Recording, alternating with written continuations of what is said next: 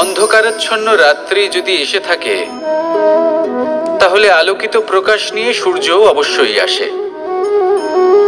রোগ যদি এসে থাকে তাহলে তার ওষুধও অবশ্যই আসে। সমস্যা যদি আসে তাহলে সেই সমস্যার সমাধানও নিজে থেকেই আমাদের কাছে চলেই আসে। এই সংসার, এই জীবনের শুধুমাত্র একটাই নিয়ম আছে, আর তা হলো এটাই: এই সংসার হলো একটা চক্রের মতো। এতে শাশ্বত বলে কিছু নেই, নিত্য বলে কিছু নেই, আর যা কিছুই রয়েছে সব বদলাতে চলেছে।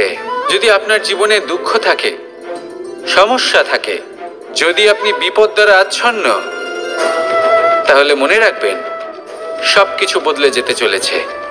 দুঃখের সময় কাঁদবেন না, মনকে আরো দুঃখী করে তুলবেন না, কারণ এখানে যা কিছুই এসেছে তা যাওয়ার জন্যই এসেছে।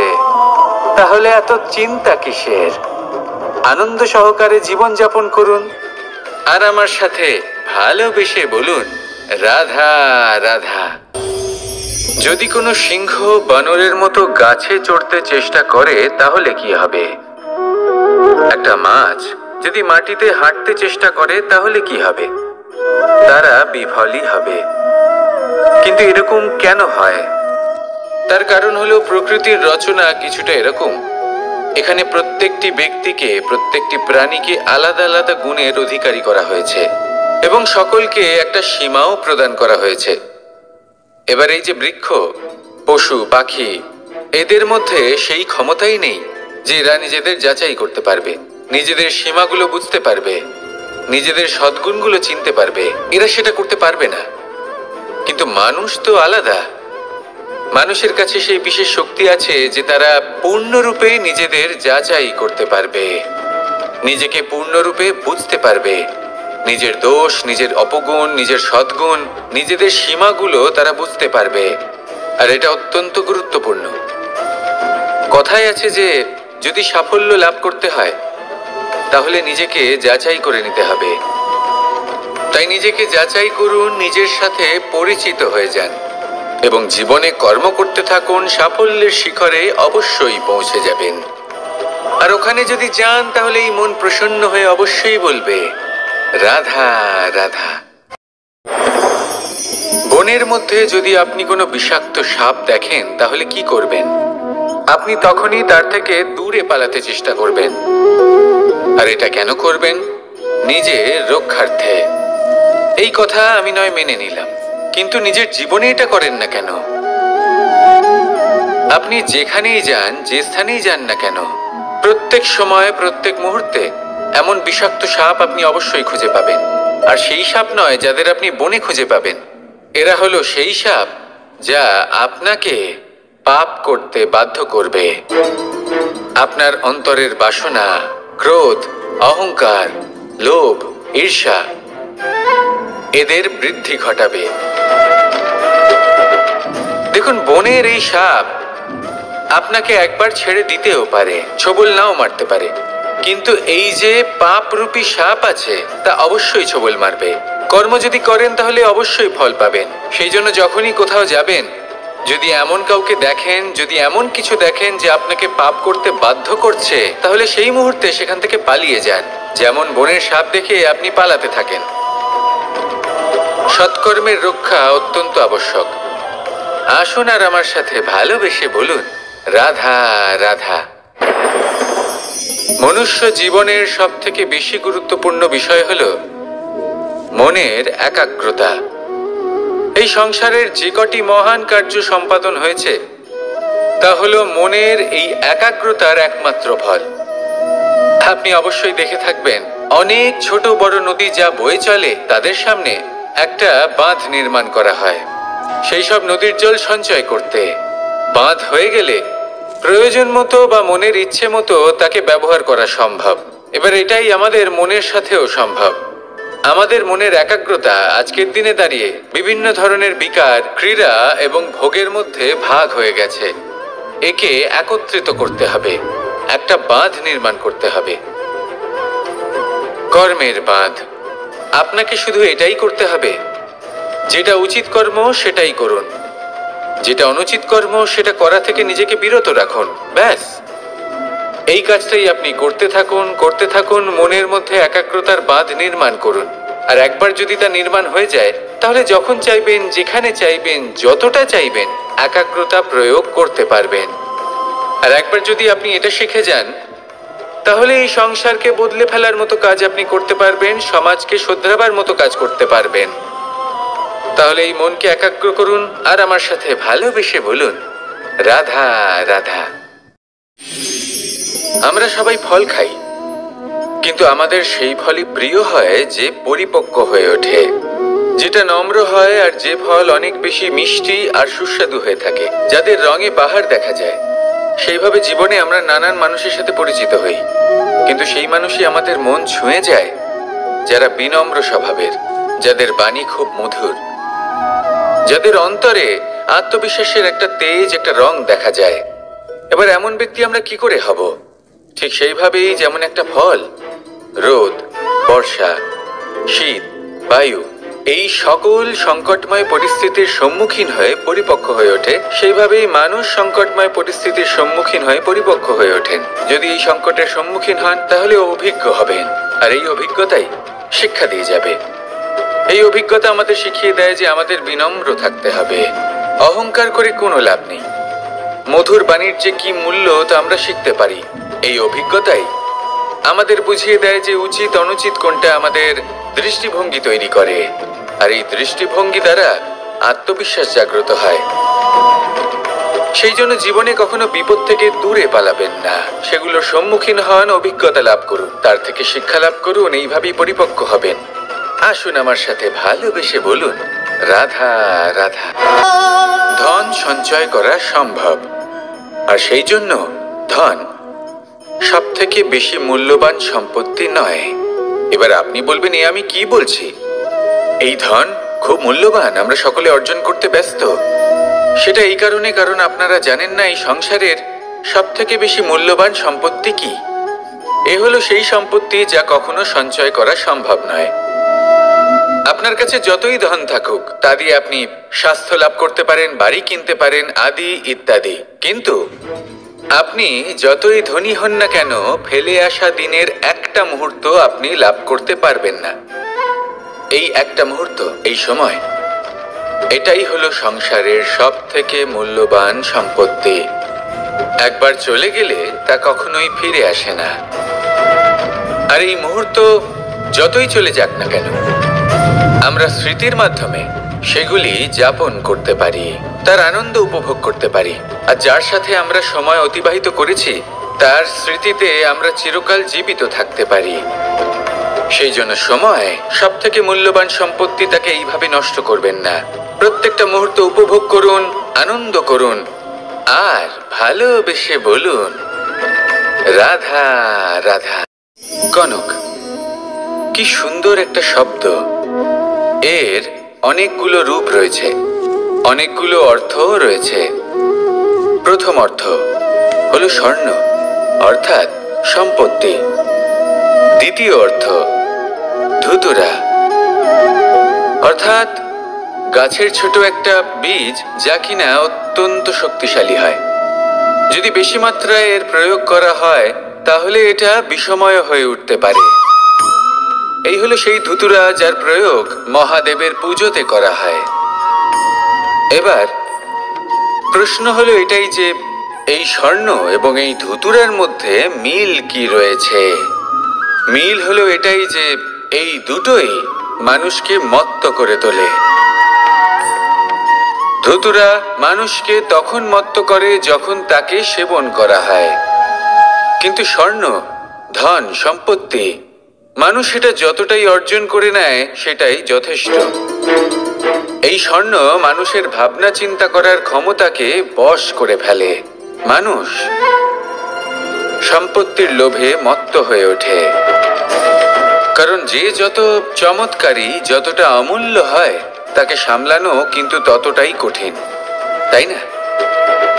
তাই মনে রাখবেন, ধন, স্বর্ণ, সম্পত্তি এগুলো ধুতুরার থেকেও অনেক বেশি বিষাক্ত হতে পারে। তাই এর ওপর আত্মসংযমের একটা কবচ পরিয়ে রাখবেন। এবং বিবেকের শক্তির সাথে এগুলো প্রয়োগ করুন, তবেই কল্যাণ হবে। আসুন আমার সাথে ভালোবেসে বলুন, রাধা রাধা। মানুষের জীবনে 3টি গুণ অত্যন্ত প্রয়োজনীয়: শ্রদ্ধা, বিনম্রতা, যোগ্যতা। যদি জ্ঞান লাভ করতে চান তাহলে শ্রদ্ধার প্রয়োজন, যদি মান লাভ করতে চান তাহলে স্বভাবে বিনম্র হওয়া প্রয়োজন, আর যদি মনোবাঞ্ছিত স্থান লাভ করতে চান তাহলে যোগ্যতার প্রয়োজন। বিষয়টা সহজ। শ্রদ্ধা আপনাকে জ্ঞান দেবে, নম্রতা আপনাকে মান, আর যোগ্যতা উচিত স্থান দেবে। কিন্তু যদি আপনি এই 3টি গুণ সম্মিলিত করেন তাহলে এমন কিছু লাভ করবেন যা এই সব কিছুর থেকে অনেক ঊর্ধ্বে।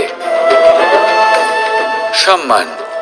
আর এ হলো সেই সম্মান যা প্রত্যেক মানুষের নিজের জীবনে লাভ করতে চেষ্টা করা উচিত, কারণ এই হলো সেই সম্মান যার কারণে আপনি চলে যাওয়ার পরেও এই সংসার আপনাকে ভালোবাসবে আর মনে রাখবে। আসুন আমার সাথে ভালোবেসে বলুন, রাধা রাধা। জীবনে গতি অত্যন্ত গুরুত্বপূর্ণ, মতিও হলো গুরুত্বপূর্ণ, এবং তার থেকেও বেশি গুরুত্বপূর্ণ হলো সঙ্গতি। একটা জলের ফোঁটা, তার মধ্যে গতি থাকে, প্রকৃতির মধ্যে তা লাভ করার ইচ্ছে নিহিত থাকে, কিন্তু এই যে সঙ্গতি তা নির্ধারিত করে যে এই জলের ফোঁটা ঝিনুকের মুখে পড়ে মুক্তোতে পরিণত হবে নাকি বিষাক্ত সাপের মুখে পড়ে বিষে পরিণত হবে।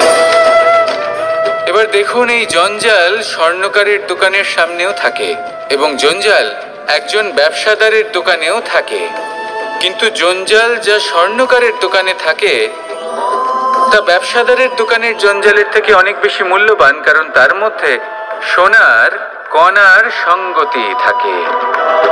সেই জন্য জীবনে সঙ্গতির উপর বিশেষ গুরুত্ব দেবেন। যেমন সঙ্গতি তেমনই আপনি হবেন। আসুন আমার সাথে ভালোবেসে বলুন, রাধা রাধা। প্রত্যেক প্রাণী ভালোভাবে জীবন যাপন করতে চান, এটা তাদের স্বভাবে আছে এবং ভাবাটা অনুচিত নয়। কিন্তু একটা ভালো জীবনের গুরুত্বপূর্ণ অংশ কোনটা? বসবাসের স্থান, সেই স্থান যেখানে আমরা জীবন অতিবাহিত করি। এবার মানুষ ভাবতে পারেন যে একটা ভালো বাসস্থানের অর্থ কি? সেই স্থান যেখানে সহজে জল পাওয়া যায়, যেখানে শুদ্ধ বায়ু পাওয়া যায়, যেখানে আনাজ উৎপন্ন হয়। এটা জীবনযাপনের জন্য পর্যাপ্ত বটে, কিন্তু ভালো জীবনযাপনের জন্য আরও একটা কথা আপনাকে বুঝতে হবে। সাধু, জ্ঞানী, পণ্ডিত ব্যক্তি, এই সকল মহাপুরুষ, এনাদের যে বাসস্থান তা অত্যন্ত বিশেষ হয়। এখানে এক ধরনের বিশেষ ইতিবাচক শক্তি থাকে, এমন একটা স্থান যেখানে দেবতারাও বিচরণ করেন। জীবন আমরা সবাই যাপন করি, কিন্তু জীবনের উদ্দেশ্য শুধুমাত্র জীবন যাপন করা নয়। জীবনের উদ্দেশ্য হলো মুক্তি লাভ করা। আর এই সকল সাধু, জ্ঞানী, পণ্ডিত ব্যক্তি, এই সকল মহাপুরুষ আপনাকে মুক্তির পথে নিয়ে যেতে পারেন, কারণ এরা হলেন সেই মহাপুরুষ যারা নিজেদের অন্তরের বিকার, অহংকার, ক্রোধ, বিদ্বেষ এই সকল দোষগুলিকে ত্যাগ করেছেন, এদের উপর বিজয় লাভ করেছেন। এমনই একজন ব্যক্তি আপনাকে মুক্তির পথে নিয়ে যেতে পারে। প্রয়োজন হলো শুধুই এনাদের চিনতে পারা, এদের কথা বুঝতে পারা এবং এদের দেখানো পথে চলা। যদি আপনি এটা করতে পারেন তাহলে এই মন প্রফুল্ল হয়ে বলবে, রাধা রাধা। আমি এখানে একা এই বনে বসে আছি, বাঁশি বাজাচ্ছি। কার জন্য? কে আছেন এখানে? কেউ নেই। আমার প্রজা, আমার রাজ্য, আমার পরিবার আমার থেকে অনেক দূরে আছেন। আমি এখানে একা এই বনে বসে এই আকাশের এই রঙের, গাছের এই সব ফলের, মাটির সুবাসের আনন্দ উপভোগ করছি। কেন? আমি হলাম দ্বারকাধীশ। এমন কি রাজকীয় বা ভৌতিক সুখ রয়েছে যে আমি ওখানে পেতে পারি না? সবকিছুই পেতে পারি, তাও এখানে বনে একা বসে আছি। কোন সুখ খুঁজে চলেছি? একা থাকার সুখ। আমরা প্রত্যেকদিন অনেক মানুষের সাথে, চিন্তাধারার সাথে, কর্মের সাথে, পরিস্থিতির সাথে, সুখ দুঃখের দ্বারা বেষ্টিত থাকি। জীবনের এই চক্রে আমরা জড়িয়ে পড়তে থাকি। যতই আমরা এই সমস্যার সমাধান করি, আমরা ততই এতে জড়িয়ে পড়ি। আমরা এতটাই জড়িয়ে পড়ি যে যখন আমরা আয়নায় নিজেদের দেখি, তখন আমরা নিজেদের চিনতেই পারি না। এমন মনে হয় যেন আমরা নিজেদের হারিয়ে ফেলেছি। সেই জন্য প্রত্যেক দিন আপনি কিছু সময় নিজের সাথে কাটান একান্তে। এটা অত্যন্ত আবশ্যক। নিজের অস্তিত্বের গভীরে গিয়ে দেখতে শিখুন, নিজেকে বুঝুন। অদ্ভুত শান্তির অনুভূতি হবে। যেমন এই বায়ু, এই বৃক্ষ, এই পুষ্প, এই নিসর্গ, এদের মতো আপনিও কখনো একলা হতে শিখুন। কখনো নিসর্গের একটা অংশ হয়ে দেখুন। এই মন প্রসন্ন হয়ে বলবে, রাধা রাধা। ওমা, এ কি? আমি কখন থেকে এখানে অপেক্ষা করছি, হাত পেতে দাঁড়িয়ে রয়েছি যাতে একটা ফল আমার হাতে এসে পড়ে এবং সেটা আমি খেতে পারি। কখন থেকে অপেক্ষা করছি, কিন্তু সেটা হচ্ছেই না। এবার আপনি বলবেন যে এসব কি বলছি, এ কি অদ্ভুত কথা বলছি। যদি ফল খেতে হয় তাহলে আমাকে বৃক্ষে চড়তে হবে, ফলের কাছে পৌঁছতে হবে, তবেই তো ফল পাবো। এবারে এটা অত্যন্ত সহজ ব্যাপার, কিন্তু এই বিষয়টা আপনি নিজের জীবনের প্রসঙ্গে ভেবে দেখুন। লক্ষ্য কোথায় আছে আপনি জানেন, সেই লক্ষ্যে পৌঁছানোর পথ কি সেটাও আপনি জানেন, সেই পথে চলার ক্ষমতাও আপনার রয়েছে, কিন্তু তাও আপনি নিজের লক্ষ্য লাভ করতে পারছেন না। কেন? কারণ আপনি অপেক্ষা করছেন যে লক্ষ্য আপনার সামনে চলে আসবে, কিন্তু তা হয় না। লক্ষ্য সে যাই হোক না কেন, ধন হোক, প্রেম হোক, কোনো সম্মান হোক বা মোক্ষ হোক, যদি আপনি তার দিকে অগ্রসর না হন তাহলে ফল প্রাপ্তি অসম্ভব ব্যাপার। তা কোনোদিনই হবে না। সেই জন্য আপনার চোখের সামনে আপনি যদি নিজের লক্ষ্যকে দেখতে পান, তাহলে উঠুন এবং সেই দিকে অগ্রসর হতে শুরু করুন। নিজের অন্তরের সকল অশুভ গুণ দূর করুন, অলসতা ত্যাগ করুন, অজ্ঞানতা ত্যাগ করে দিন এবং চলতে থাকুন। অবশ্যই মনোবাঞ্ছিত ফল লাভ করতে পারবেন। মনে রাখবেন, চলতে থাকলে তবেই লক্ষ্য প্রাপ্তি হবে। অপেক্ষার দ্বারা শুধুমাত্র মৃত্যু লাভ হবে। আসুন আমার সাথে ভালোবেসে বলুন, রাধা রাধা। আমি দ্বারকাধীশ এবং আমার সভাতে বিভিন্ন সময় বিভিন্ন ধরনের মানুষ আসেন, নিজেদের দাবি নিয়ে, নিজেদের ইচ্ছে নিয়ে। কখনো কেউ ভোজন চান, আবার কখনো কেউ ওষুধ। কখনো কেউ বস্তু চান, কেউ আবার চান বস্ত্র। কারোর জ্ঞান চাই, কারোর ধন চাই, আবার কারোর বাসস্থান। অনেক সময় আমি এই অনুরোধ, এই ইচ্ছে পূর্ণ করি না। এবার আপনি এটা ভাবতেই পারেন যে কৃষ্ণ তো তাহলে লোভী, ওর কাছে তো সবকিছুই রয়েছে, তারপরেও সে নিজের প্রজার ইচ্ছে পূর্ণ করে না, তাদের সমস্যাগুলি বুঝতে পারে না, তাদের সুখ স্বাচ্ছন্দ্য প্রদান করে না। আসল সত্য হলো এটাই যে কোনো সবল ব্যক্তি, যে কোনো গৃহস্থ ব্যক্তি যে কাজ করতে সক্ষম, তার পরিশ্রম দ্বারাই নিজের প্রয়োজনগুলি এবং ইচ্ছেগুলি পূরণ করা উচিত। এটা অত্যন্ত প্রয়োজনীয়। আর এগুলো তিনি করতে পারেন শিল্প, ব্যবসা, আচরণ অথবা জ্ঞানের ভিত্তিতে। এই পথে চলতে হবে, পরিশ্রম করতে হবে, তবেই সে কিছু অর্জন করতে পারবে। এবার এমন কোনো ব্যক্তি যার এই সব কিছুতে কোনো রুচি নেই, যে কিছুই করতে চায় না, সে কিছুই অর্জন করতে পারবে না। এবার এরকম কোনো ব্যক্তিকে যদি আমি কোনো বস্তু প্রদান করি, তাহলে কি হবে? সে পরাধীন হয়ে যাবে, আর সেটা উচিত হবে না। তাহলে কি করা উচিত? তাকে পথ দেখানো, তাকে বোঝাতে হবে যে কোন পথে চলে তুমি নিজের লক্ষ্য প্রাপ্ত করতে পারবে। শিল্প, জ্ঞান, আচরণ এবং ব্যবসা, এই পথে কিভাবে চলে সেটা শেখাতে হবে। আর আমি সেটাই করি। তার ফলে কি হয়?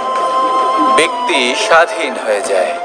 সংসারে সে যা চাইবে তাই প্রাপ্ত করতে পারবে, কখনো কারোর থেকে কিছু চাইবার প্রয়োজন পড়বেই না। এই কথাটা সবসময় মনে রাখবেন। যখনই দান করবেন তা ভাবনা চিন্তা করে এমন ভাবে দান করবেন যাতে সামনের ব্যক্তি স্বাধীন হতে পারেন, পরাধীন নয়।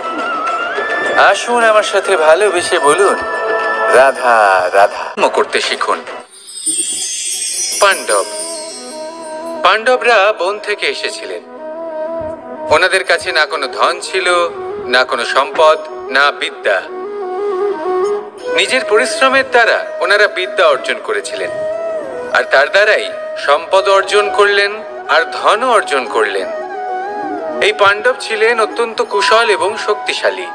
যুধিষ্ঠির নিজের পরিশ্রম দ্বারা এমন জ্ঞান অর্জন করেছিলেন যে এই সংসার ওনাকে ধর্মরাজ যুধিষ্ঠির অভিহিত করেছিল।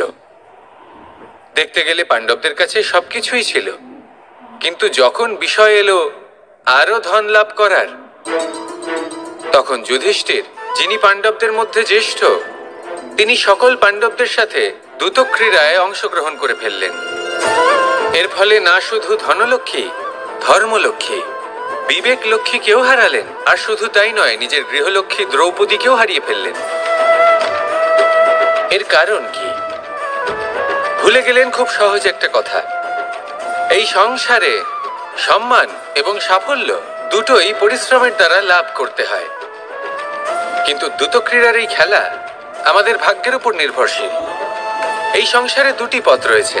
একটা পথ যেখানে কর্ম এবং পরিশ্রমের দ্বারা আপনি নিজের পথ নিজেই রচনা করতে পারবেন, আর দ্বিতীয় পথ হলো যেখানে এই ভাগ্য এক মুহূর্তে আপনাকে শিখরেও পৌঁছে দিতে পারে, আবার ধূলিসাৎ করে দিতে পারে।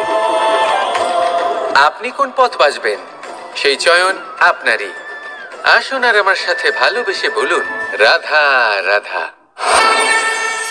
কোনো এক সময়ের ঘটনা এটা। মা এবং বাবা হাটে গিয়েছিলেন, তখন আমি আর দাদা গিয়েছিলাম গরু চড়াতে। আমরা বাড়ি ফিরে এলাম, আর মা সেই সময় একটা কাজ করতেন। যখনই হাটে যেতেন দরজা তালা বন্ধ করে যেতেন। উনি খুব ভালো করে জানতেন যে যদি ওনার এই মাখন চোর সঠিক সময়ে পৌঁছে যায় তাহলে এক ফোঁটাও মাখন ওনার অবশিষ্ট থাকবে না। এবার ঘটনা কিছুটা এরকম হলো যে মা আর বাবা মাঝে মাঝে হাটে যেতেন, তাই মাঝে মাঝেই দরজা তালা বন্ধ করতে হতো। যখন মা আর বাবা ফিরে এলেন তখন বাবা ভুলে গিয়েছিলেন যে এই চাবির গোছা থেকে ঠিক কোন চাবিটা দরজার তালা খোলার জন্য উপযোগী। উনি চেষ্টা করতে শুরু করে দিলেন। একটার পর একটা চাবি দিয়ে উনি চেষ্টা করতে থাকলেন, কিন্তু সেই দরজার তালা তো খুলতেই চাইছিল না। ওনার মাথা থেকে ঘাম পড়তে শুরু করলো। তখন মা বললেন যে তালা ভেঙে দেওয়া যাক। মা চলে গেলেন, আর বাবা বললেন না না দাঁড়াও, আর কিছু চাবি বাকি আছে, এটা হয়তো খুলতে পারবো। মা হাতুড়ি নিয়ে চলে এলেন সেই তালা ভাঙার জন্য, আর তখনই বাবা শেষ চাবিটা প্রয়োগ করলেন আর দরজার তালা খুলে গেল। যদি উনি চেষ্টা না করতেন তাহলে এই তালাটাও ভেঙে যেত আর চাবিটাও নষ্ট হয়ে যেত, ঠিক কিনা? এবার এই ঘটনাটা আমি দেখেছিলাম, আর আমার মনে হলো যে কখনো কখনো এই চাবির গোছার মধ্যে থেকে শেষ চাবিটাও কিন্তু জীবনের দরজা খুলে দিতে পারে।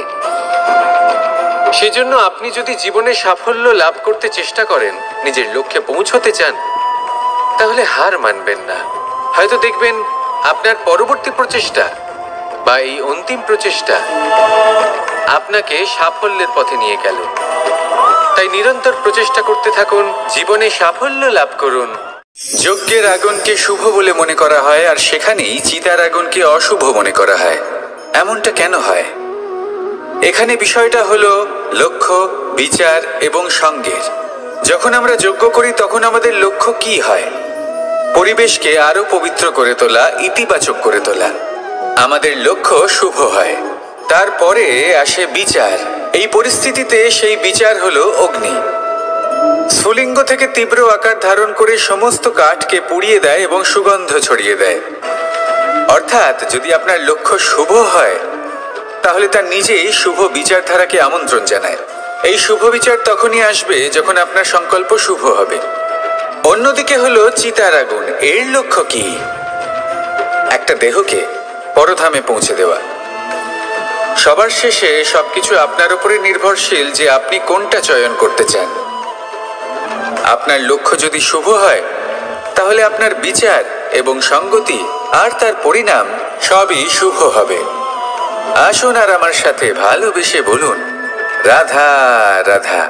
এই সংসারের প্রত্যেক বস্তুর, প্রত্যেক পরিস্থিতির, প্রত্যেক আবেগের দুটি দিক আছে। এর মধ্যে পার্থক্য করা সম্ভব শুধুমাত্র দৃষ্টিভঙ্গির দ্বারা। যদি কোনো ব্যক্তি পর্বত শিখরে দাঁড়িয়ে থাকেন তাহলে উনি এটাই দেখতে পাবেন যে এই জলের ধারা সমুদ্রের দিকে বয়ে চলেছে। আরেক ব্যক্তি যিনি সমুদ্রের কাছে দাঁড়িয়ে আছেন তার এটাই মনে হবে যে এই জলের ধারা সমুদ্রের দিকে আসছে। এখানে বিষয়টা হলো দৃষ্টিভঙ্গির, আর এটাই সময়ের সাথেও হয়ে থাকে। অনেক সময় মানুষ চিন্তিত হয়ে পড়েন, ত্রস্ত হয়ে পড়েন যে তার কাছে হয়তো খুব কম সময় আছে, তাতে তিনি অনেক কিছুই করতে পারবেন না, আর একটু সময় থাকলে খুব ভালো হতো। তিনি এইভাবেও ভাবতে পারেন যে অল্প হলেও সময় বাকি তো রয়েছে, অর্থাৎ যা অবশিষ্ট আছে তাকে সংরক্ষণও করা সম্ভব, তাতে জীবন যাপনও করা সম্ভব। আর এটা নির্ভর করছে আপনার উপর। তাই দৃষ্টিভঙ্গি ইতিবাচক রাখুন। জীবনে দুই ধরনের আবেগ রয়েছে যার কোনো মূল্য নেই। আমার কথার অর্থ এটা নয় যে এদের কোনো গুরুত্ব নেই, গুরুত্ব যথেষ্টই রয়েছে, শুধু এদের জন্য আপনাকে কোনো মূল্য দিতে হয় না। প্রথম আবেগ হলো আনন্দ, প্রসন্নতা। এটা আপনি যে কোনো জায়গায় খুঁজে পেতে পারেন যদি আপনি খুঁজে পেতে চান। আপনি কোনো পুষ্পের সৌন্দর্য দেখে প্রসন্ন হতে পারেন। বায়ুর কারণে যখন একটি বৃক্ষ শিহরিত হয় সেটা দেখে আপনি প্রসন্ন হতে পারেন। একটা ছোট্ট শিশুর কলরব শুনেও আপনি প্রসন্ন হতে পারেন। একটা ক্রন্দনরত বালককে হাসিয়ে আপনি প্রসন্ন হতে পারেন। সবকিছু আপনার উপর নির্ভরশীল। সেখানে আরেকটি আবেগ হলো দুশ্চিন্তা। মানুষ বড়ই দুশ্চিন্তা করতে থাকে। আজ আমি এই কাজ করেছি, সেই বিষয়ে চিন্তা। আজ আমি এই কাজ করতে পারিনি, সেই বিষয়ে চিন্তা। কাল আমাকে এই কাজ করতে হবে, সেই নিয়ে চিন্তা। আমি কি সেই কাজটা করতে পারবো, সেই বিষয়েও দুশ্চিন্তা। চিন্তা সর্বত্র রয়েছে, যার জন্য মূল্য দিতে হয় না। যত চান আপনি একত্রিত করতে পারেন। একটা গুরুত্বপূর্ণ কথা মনে রাখবেন, প্রসন্নতা জীবনের একটা নতুন সূত্রপাত। সেখানে দুশ্চিন্তা হলো জীবনের চিতার সমান। এবার এই দুটি আবেগ হলো মূল্যহীন, দুটোই আপনার সামনে আছে। কোনটা চয়ন করবেন আপনি, দুশ্চিন্তা নাকি প্রসন্নতা? সিদ্ধান্ত আপনারই। আসুন আর আমার সাথে ভালোবেসে বলুন, রাধা রাধা। ধন, সম্পত্তি, এগুলো আসলে কি? এগুলো শুধু সেই মূল্য যার দ্বারা আমরা কোনো কিছু অর্জন করতে পারি। এবার এই ধনের দ্বারা এই সংসারে অনেক কিছু লাভ করা সম্ভব, কিন্তু সেই সব কিছুই শুধুমাত্র ভৌতিক বস্তুই হবে, ভৌতিক সামগ্রী, ভৌতিক সুবিধা। অর্থাৎ আপনার কাছে যতই ধন থাকুক তা আপনাকে শান্তির ঘুম এনে দিতে পারবে না, আপনাকে জীবনের বাস্তব সুখের অনুভূতি লাভ করাতে পারবে না, কারণ এগুলো ভৌতিক ধন। এই ভৌতিক বস্তুই অর্জন করাতে সক্ষম। বাস্তবিক ধন কি? যদি এই প্রশ্ন আপনার মনে আসে তাহলে তার উত্তর আমি আপনাকে দেব একটা উদাহরণের মাধ্যমে। কখনো আপনি শুনে থাকবেন যে একজন পিতা আজীবন অনিষ্ট করেন, অনর্থ করেন, খারাপ কাজ করেন শুধু ধন অর্জনের জন্য। তিনি ভাবেন যে আমি ধন অর্জন করব আর নিজের সন্তানকে একটা উজ্জ্বল ভবিষ্যৎ প্রদান করব, একটা সুখ স্বাচ্ছন্দ্যময় জীবন দান করব। এবার সন্তান যখন জন্ম লাভ করে তখন সে ভাগ্যের জোরে সেই ধন ভোগ করে। যেরকম সে পায় সেরকমই তার ব্যবহার সে করে। কখনো আপনি এটাও দেখে থাকবেন যে সেই সন্তান সমস্ত ধন নষ্ট করে ফেলে, আর সেই পিতা যিনি সমস্ত ধন সঞ্চয় করেছেন, যিনি সেই ধনের প্রভু, আজ সেই ধনের প্রহরী হয়ে রয়েছেন। এবার এরকম কেন হয়? এরকম তখনই হয় যখন সেই পিতা বুঝতেই পারেন না যে তার জীবনের আসল ধন কি। সেই আসল ধন তার সন্তানকে সে দিতেই পারে না। যদি পিতা তার সন্তানকে কর্মের জ্ঞান দিতে পারেন, উচিত কোনটা অনুচিত কোনটা সেই শিক্ষা দিতে পারেন, সংস্কারের প্রকৃত শিক্ষা দিতে পারেন, তবে সেটা ধনের থেকে অনেক বেশি গুরুত্বপূর্ণ। এটাই হলো জীবনের বাস্তব ধন। আপনি সেই কথা তো অবশ্যই শুনে থাকবেন, কুসন্তান হলে ধন সঞ্চয় করে কি হবে? সুসন্তান হলে ধন সঞ্চয় করে কি হবে? সন্তান যদি কুপুত্র হয় তাহলে সব নষ্ট করে ফেলবে, আর সন্তান যদি সুপুত্র হয় তাহলে ধন থাকুক না থাকুক সে নিজেই কর্মের পথে অগ্রসর হয়ে ধন অর্জন করবে আর নিজের জন্য এক উজ্জ্বল ভবিষ্যৎ গড়ে তুলবে। তাই সন্তানকে সম্পদ দেওয়ার আগে কর্মের জ্ঞান দান করুন, সুশিক্ষা দিন, কারণ এটাই হলো জীবনের প্রকৃত ধন। আসুন আর আমার সাথে ভালোবেসে বলুন, রাধা রাধা। একবার একটা শেয়াল বনে বিচরণ করছিল। ও একটা ছোট্ট শাবক দেখতে পেল। ও ভাবলো, আজ একেই আমি খাবার হিসেবে গ্রহণ করব। আশেপাশে দেখলো কেউ দেখছে না তো, কেউ ছিল না, আর সেই শাবকের ওপর আক্রমণ করলো, যা হলো একটা ঘোর অপরাধ। বনের নিয়ম অনুসারে আপনি কখনোই শাবকের উপর আক্রমণ করতে পারেন না। তারপর এই খবরটা যখন রাজা সিংহ জানতে পারলেন, সভার আয়োজন করলেন। কিন্তু সেখানে শেয়াল বলল, আমি তো এরকম কিছু করিনি। কিন্তু যদি আপনি এরকম বলেন, কোনো প্রমাণ দিন, এর কোনো সাক্ষী আছে? তখন রাজা সিংহ পেঁচাকে ডেকে পাঠালেন, যে সেই মুহূর্তে বৃক্ষের শাখার ওপর বসেছিল, সে সব কিছু দেখেছিল। পেঁচা সব সত্যি কথা বলল, আর শেয়ালকে মৃত্যুদণ্ড দেয়া হলো। এবার এই কাহিনী আমি আপনাকে কেন শোনালাম? কারণ মানুষও কখনো কখনো এরকম কর্ম করেন যা শিয়াল করেছে। এটা ভাবেন কেউ দেখছে না, যখন আমি অনুচিত কর্ম করতেই পারি। কিন্তু না, আপনি যাই করুন না কেন, কেউ না কেউ অবশ্যই তা দেখছে। কোনো ব্যক্তি না হলেও কোনো প্রাণী, না হলে কোনো যক্ষ বা দেব বা প্রেত। যদি এনারা কেউ না দেখেন, তাহলে ধরিত্রী মাতা দেখেন, যেখানে দাঁড়িয়ে আপনি সেই কর্ম করছেন, তাই না? তাই একটা কথা সবসময় মনে রাখবেন, কে দেখছেন কে দেখছেন না সেই বিষয়ে ভাবা ছেড়ে দিন। এটা খুব সহজ কথা। আপনি যদি উচিত কর্ম করেন, উচিত ফল পাবেন। যদি অনুচিত কর্ম করেন, তাহলে আপনি অনুচিত ফল অবশ্যই পাবেন। সেই জন্য উচিত পথে চলতে থাকুন, উচিত কর্ম করতে থাকুন, আর আমার সাথে ভালোবেসে বলুন, রাধা রাধা। আমরা সবাই জীবনে নিজের জন্য সবচেয়ে ভালোটাই চাই, সবচেয়ে ভালো সুবিধে পেতে চাই, সবচেয়ে বেশি সম্মান পেতে চাই। কিন্তু সবার পক্ষে এই সব পাওয়া কি সম্ভব? হ্যাঁ, নিশ্চয়ই। শুধু একমাত্র বাধা সময়। আমাদের জীবনের কোনো স্থায়িত্ব নেই। তাই যদি সময়ের সদ্ব্যবহার করেন, তাহলে একটু সুবিধে হতে পারে। এবারে দেখুন, যাদের সবসময় স্বপ্ন দেখতে ভালো লাগে, তার জন্য রাত্রি কম পড়ে যায়। আর যারা স্বপ্ন পূরণ করতে চান, তাদের জন্য দিন কম পড়ে যায়। যারা সম্মান পেতে চান, তাদের জন্য সব সময় পরোপকার কম পড়ে যায়। আর যারা জ্ঞান অর্জন করতে চান, তাদের জন্য মনোসংযোগ। জীবনে যদি নিজের লক্ষ্যে পৌঁছতে চান, তবে সময়ের বিভাজন আপনাকে ঠিক করতেই হবে। মনে রাখবেন, রাধা রাধা। লোকে বলে জীবনে মেলামেশা করা অত্যন্ত আবশ্যক। এতে সম্পর্কের আধারও হয়, আবার ব্যবসাও চলে। কিন্তু সবচেয়ে বেশি গুরুত্বপূর্ণ হলো ব্যবহার। তাই এই বিষয়ে ভাবুন, আপনার জীবনে কে আপনার সাথে মেলামেশা করবে তা নিশ্চিত করে সময়। আপনি আপনার জীবনে কার সাথে মেলামেশা করবেন তা নিশ্চিত করবে আপনার হৃদয়। আপনি যাদের সাথে মিশছেন, তাদের হৃদয়ে আপনি কতক্ষণ থাকবেন তা নিশ্চিত করবে আপনার ব্যবহার। নিজের ব্যবহার ভালো রাখুন, সব ভালোই হবে। রাধা রাধা। এই ফুল দেখতে পাচ্ছেন আপনি?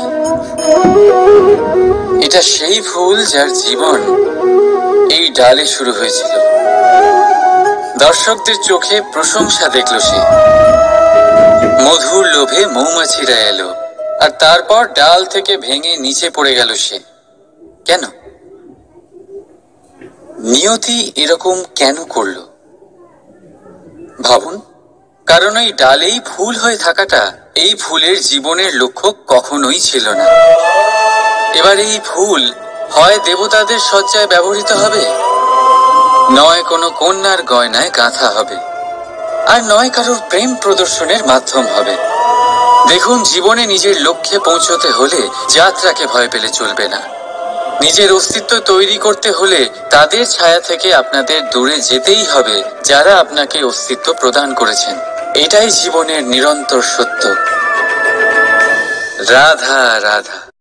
আমাদের সকলের জীবনে কখনো না কখনো পাথর দ্বারা আঘাত লাগেই, আর এই সংসারও আমাদের ওপরে কখনো না কখনো পাথর বর্ষণ করে। কখনো আমাদের খারাপ ভেবে, আর কখনো আমাদের অসফল ভেবে, কখনো আমাদের বুদ্ধিহীন ভেবে। কারণ অনেক আছে, কিন্তু এই পাথর দ্বারা আমরা আঘাত পাবো কি পাবো না তা সম্পূর্ণ আমাদের হাতে। হয় আপনি এই পাথরের আঘাত পেয়ে চোখের জলে ডুবে থাকতে পারেন, আর নয়তো যদি আপনি চান তাহলে এই পাথর দিয়ে সেতু বানিয়ে সকল সমস্যার সাগর অতিক্রম করতে পারেন। সিদ্ধান্ত আপনার। এই পাথর এ হলো প্রতীক আমাদের নিন্দার, আমাদের আলোচনার। যে এই আলোচনা নাকারাত্মকভাবে দেখবে সে শুধুমাত্র কষ্টই পাবে, আর যে এই আলোচনাকে নিজের বিকাশের আধার বানাবে সেই সাফল্যের চূড়ায় পৌঁছবে। তাই মনে রাখবেন, আলোচনা আপনার শত্রু নয়, আপনার সবচেয়ে বড় মিত্র। রাধা রাধা। মিষ্টি জল সবার পছন্দ, কিন্তু নোনতা জল কেউ পছন্দ করে না। এইবার ভাবার বিষয় হলো মুক্ত, যা সমুদ্রের গহ্বরেই তৈরি হয়। নোনতা জলের মধ্যে থেকেই প্রতি মুহূর্তে অন্য প্রাণীদের থেকে বেঁচে নিজের অস্তিত্বকে বাজি রেখে ঝিনুক মুক্ত প্রদান করে থাকে। কখনো ভেবেছেন কেন? কারণ সংকটের সম্মুখীন না হয়ে, চরম পরিস্থিতির সাথে না জড়িয়ে আপনার কখনোই সুখ প্রাপ্তি হবে না। তাই নির্ভীক হয়ে সংকটের সম্মুখীন হন, আর আমার সাথে ভালোবেসে বলুন রাধা রাধা। আমরা সকলেই সময়ের গুরুত্ব বুঝি। সময় আমাদের তৈরি করে, আর সময়ই আমাদের নষ্ট করে দেয়। কখনো ভালো সময় আসে, আর কখনো ভীষণ খারাপ সময় আসে। তবে আশ্চর্যের বিষয় এটাই যে সব জেনেও আমরা সময় নষ্ট করি। মনে রাখবেন, সময় শুধু বয়ে যায়, কখনো ফিরে আসে না। তাই ভালো সময় আসার অপেক্ষায় সময় নষ্ট করবেন না। যাই করবেন আজ, এক্ষুনি, এই মুহূর্তে শুরু করুন। তা সেটা কাউকে আনন্দ দেওয়াই হোক, বা নিজেকে বদলানোর চেষ্টা করা হোক, যাই হোক না কেন, বিলম্ব করবেন না। কারণ সময় শুধুমাত্র তাকেই সঙ্গ দেয় যে সর্বদা সময়কে সম্মান করে। রাধা রাধা। কোথায় আছে সবকিছু সীমা থাকে, মুশকিলের, কষ্টের, সংকটের, অন্ধকারের। যার কোনো সীমা নেই তা হলো কেবলমাত্র কঠোর পরিশ্রমের। আপনি নিশ্চয়ই দেখেছেন, রাত্রি যতই অন্ধকারময় হোক, তারারা পরিশ্রম করে তার সাথে লড়তে থাকে, আর অবশেষে সকাল হয়েই যায়। ঝড়ে পাখিদের বাসা ছিন্ন বিচ্ছিন্ন হয়ে যায়, কিন্তু পাখিরা নিজের পরিশ্রম দ্বারা তা আবার বানিয়ে নেয়। কারণ যা সীমিত তাকে অসীমের কাছে হারতে হয়, আর পরিশ্রম অসীম। রাধা রাধা। প্রবাহিত নদী কত সুন্দর হয়, বলিষ্ঠ হয়। যেদিক দিয়ে বয়ে যায় সেখানে এক নতুন জীবন প্রদান করে, ধরণীকে উর্বর করে, আকাল দূরে রাখে। আর হয়তো এই জন্যই নদীকে মায়ের মতো পুজো করা হয়। কিন্তু আপনি কি কখনো ভেবে দেখেছেন যে নদীর জন্ম কি করে হয়? এ কি শুরু থেকেই এমন বিশাল আর খরস্রোতা হয়? না, বৃষ্টির ছোট ছোট ফোঁটা একসাথে সম্মিলিত হয়ে এক সূক্ষ্ম ধারা তৈরি করে, আর সেই ধারাগুলি পর্বতের বরফ কেটে তাদেরকে গলিয়ে জলপ্রপাত হয়ে ঝরে পড়ে পাথরের সাথে ধাক্কা খেয়ে তারপরেই সে নদী হয়ে ওঠে। ঠিক সেইভাবেই এত সহজে কেউ মহান হয়ে ওঠে না। ছোট ছোট চেষ্টা মিলে এক বিশাল ব্যক্তিত্ব তৈরি করে। তাই জীবনে সর্বদাই চেষ্টা করতে থাকুন। অস্তিত্ব নিজে থেকেই প্রকাশ পাবে। রাধা রাধা। কখনো কখনো আমরা নিজের মা বাবার ওপর কতটা রেগে যাই, মনে করি ওনাদের মন আমাদের দিকেই নেই। আমরা ভাবি ওনাদের কাছে আমাদের কোনো অস্তিত্বই নেই, আর তাই আমরা রেগে যাই। কিন্তু আপনি কি কখনো এমন অনুভব করেছেন যে আমাদের চোখ দিয়ে আমরা আমাদের নাক কখনো দেখতেই পাই না, কারণ তা চোখের ভীষণই কাছে থাকে, দুই চোখের মাঝখানে। কিন্তু যখন কেউ মুখে আঘাত করে, হাত সর্বপ্রথম নাককেই সুরক্ষিত করার চেষ্টা করে। মাতা পিতাও অনেকটা এরকমই হয়।